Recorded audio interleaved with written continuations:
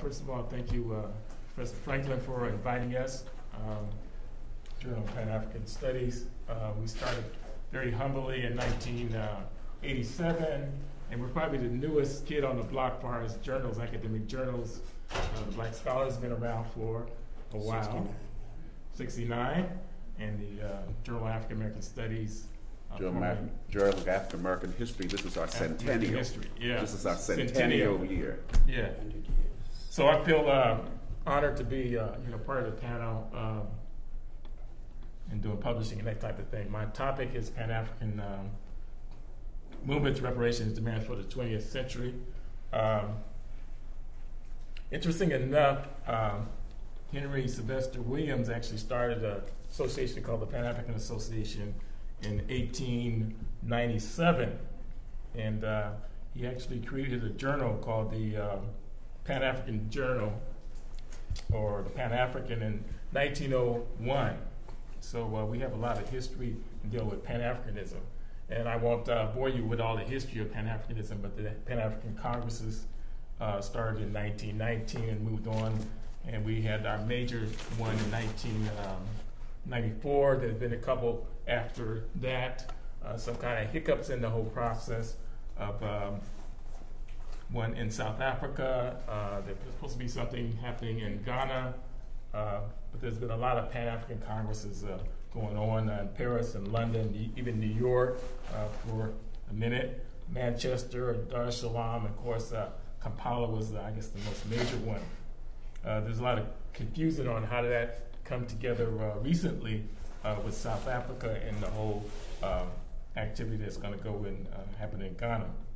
But anyway, I won't go through a complete history of all the organizations, but there's a lot of organizations that had a Pan-African focus, from the Pan-Africanist Congress in South Africa to the All African People's Revolutionary Party, started in 1968 with Kwame Nkrumah, continued with a more contemporary person, Kwame Ture, with the same organization. Then we skip all the way to 2004. We have the Pan-African Parliament, which is based in South Africa, started by the African Union.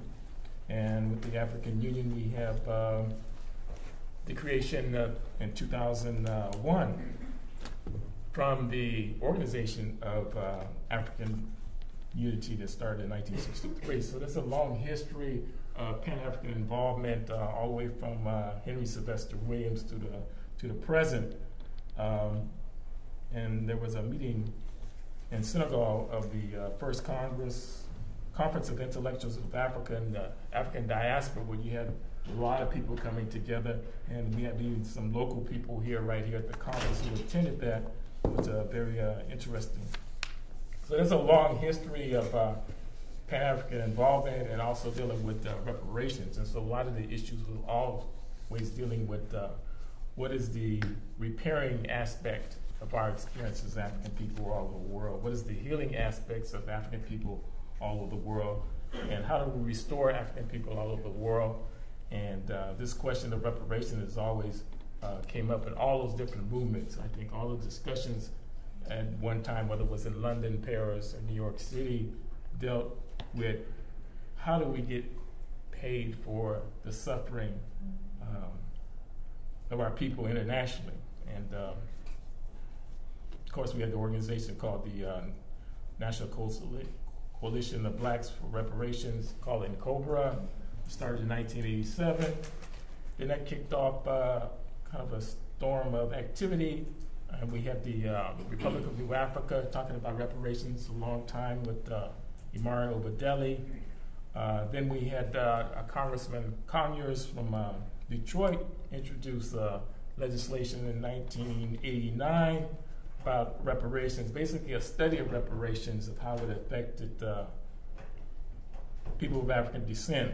And interesting enough, he got some support, but he's still continuing to push for reparations, just a study of reparations in the United States. So since 1989, he's introduced the bill into Congress every year. So that's a couple of years now. And the interesting thing about it, my take on it is that, we did the Million Man March and the million marches and that kind of stuff like that, but we never had 1 million people show up for reparations. I think if we want to really do something quality, we should show up maybe 2 or 3 million, maybe 10 million, and ask for reparations. And I'm pretty sure it would happen overnight, and Mr. Obama would do his job, and we'll probably forgive him for some other things. But I think until we take it seriously, and Cobra has been advocating for reparations for years. Of course, Congressman Conyers has been doing that, and I think we have to take it seriously. We have to teach reparations. Maybe we need some courses. I'm not sure if there's any course on reparations, but we need to teach that to our youth. Maybe we need to start from preschool to the PhD level, because sometimes we don't take it serious enough. We don't know all the indications of it, and even Greece is asking for reparations, and other people got their reparations. We know the Asians got reparations. Other people got reparations, so other people did get paid. So it's not an impossibility. It's not something that we can say we'll never receive it. Everybody's looking for their 40 acres and a mule still. We need a little bit more than a mule at this time, and probably more than just a piece of land. But I think we have to take it serious. It's become a popular issue. I know Randall Robinson did his book, The Debt, and we have the book about London's debt to black people.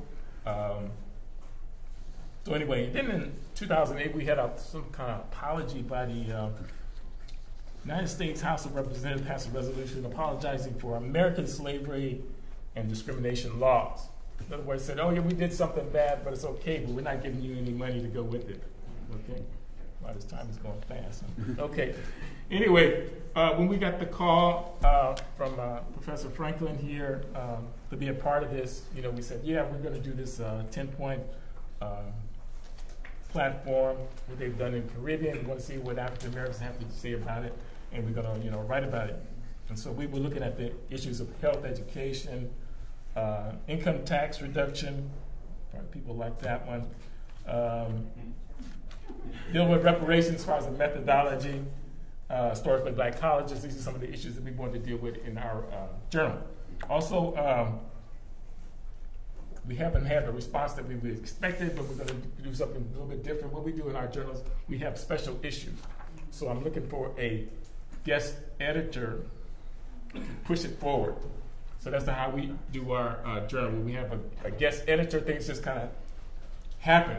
We have different topics, like we have 3 or 4 a year, a special issue. So I'm throwing it out there for us to consider. If you'd like to be a guest editor and you got a couple people in mind and some things that you want to do, let me know. And we want to get our reparations issue in collection with the other journals and the other scholars. We want to make sure that happens. So again, I put that out there for everybody to participate. Thank you.